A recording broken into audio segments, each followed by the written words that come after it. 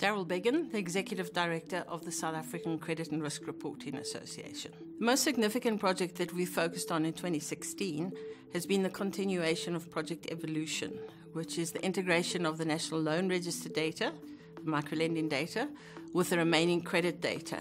And it's really interesting to note that the microlending sector led the way in terms of submission frequency of data, because many years back they were already submitting data within 48 hours of credit being extended, paid up or closed, while the rest of the credit fraternity, the banks, the retailers, etc., were reporting that monthly only.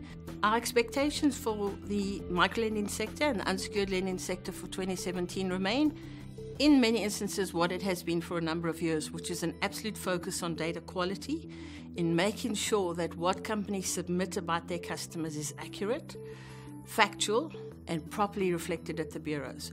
And there are two reasons for that. One is to ensure that obviously the company is not exposing themselves to any risk through incorrect reporting, and in that way preventing a consumer taking issue with them.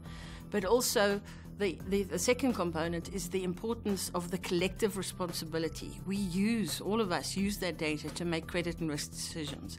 And if any contributor's data is not up to standard, everybody's decisions are actually negatively impacted. Our biggest opportunities for 2017, I think, are the continuation and hopeful completion of Project Evolution.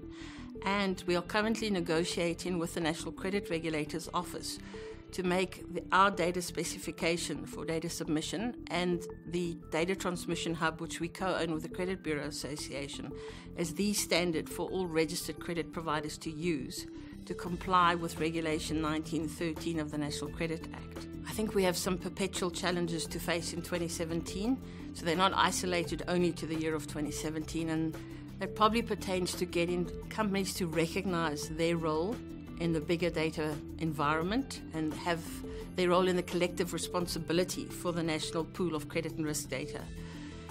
So that entails us having to engage with numerous parties, and we're a small team at our office.